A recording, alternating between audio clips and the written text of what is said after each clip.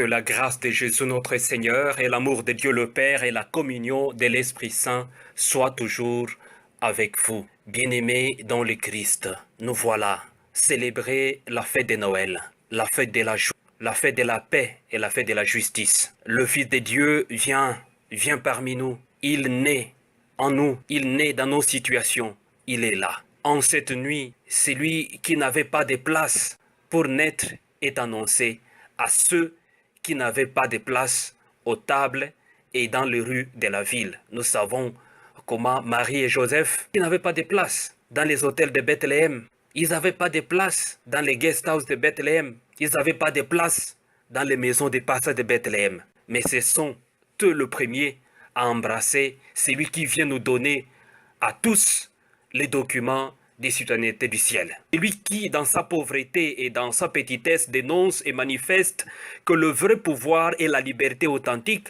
sont ceux qui honorent et secourent la fragilité des plus faibles. Bien-aimés dans le Christ, et cette grande nouvelle est annoncée en premier, non pas aux sages, non pas aux intellectuels, non pas aux gens de pouvoir, non pas aux riches, non pas aux businessmen, mais cela est annoncé aux bergers. Les bergers, en ce temps-là, étaient comptés pour rien. C'est des gens qui restaient avec les bêtes en brousse. Ils veillaient sur les bêtes. Et vous savez, quand vous veillez sur les bêtes, quand vous êtes bouvier, quand vous êtes berger, vous avez toutes les odeurs des bêtes, toutes les odeurs des brebis, des chèvres et tout le reste. Bien-aimés dans le Christ, mais la bonne nouvelle est annoncée en premier à ces personnes. Bien-aimés dans le Christ, l'ange leur annonce cette bonne nouvelle. Ne craignez pas, car je vous annonce une bonne nouvelle qui sera une grande joie pour tout le peuple. Aujourd'hui, dans la ville de David, vous est né un sauveur, qui est le Christ, le Seigneur. Bien-aimés dans le Christ, voilà la joie. Quand cette nuit, nous sommes invités à partager, à célébrer et à annoncer cette grande nouvelle, la grande joie par laquelle Dieu nous parle, par laquelle Dieu nous offre sa miséricorde, par laquelle Dieu nous embrasse. Nous pouvons être pécheurs, nous pouvons être comptés pour rien, nous pouvons être étrangers, nous pouvons être un sans-voix. Le Seigneur nous visite. Il nous visite, il nous embrasse et il nous incite à faire de même. Il nous invite à communiquer cette foi, la foi de reconnaître Dieu présent dans toutes les situations de notre vie. Là où nous croyons qu'il n'y a plus rien, nous ne pouvons rien, la situation est catastrophique, c'est là où le Seigneur nous parle. C'est là la fête de Noël. Il vient naître parmi nous dans des situations là où nous ne l'attendons pas. Bien-aimés dans le Christ, nous avons parfois perdu espoir, nous perdons espoir devant des situations sans issue, devant des situations où on ne sait pas comment le résoudre. Mais le Seigneur nous parle, c'est là la fête de Noël. Il vient naître à nous en ce temps où nous attendons avec espoir dans bien des pays d'Afrique les élections.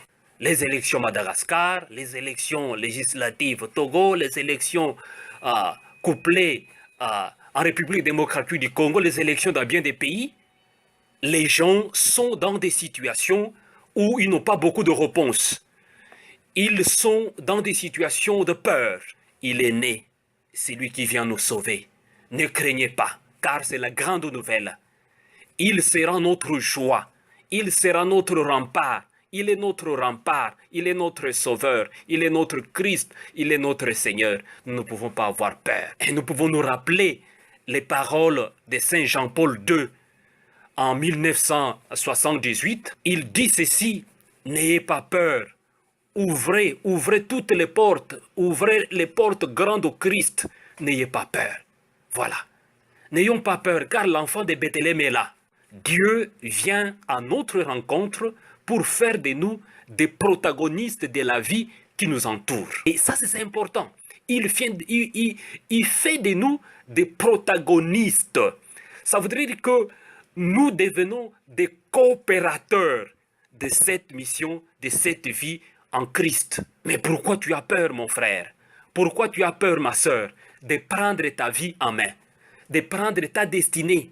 Pourquoi tu as peur? Pourquoi tu attends que les autres te trompent Pourquoi tu attends que les autres t'appellent, te donnent des discours, des mauvais discours, des petits messages qui te font peur? Pourquoi tu as peur? N'ayez pas peur, ne craignez rien, car il est né le Sauveur, qui vient nous sauver, qui vient faire partie de notre vie.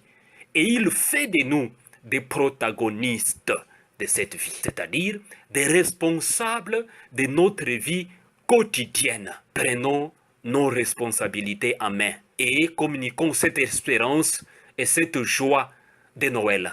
N'ayons pas peur. Le peuple qui marchait dans les ténèbres ont vu s'élever une grande lumière. Et le Christ qui naît, il est la grande lumière qui vient éclairer nos opinions. La grande lumière qui vient nous aider à comprendre la vie de tous les jours. La grande lumière qui vient nous aider à grandir dans l'hospitalité.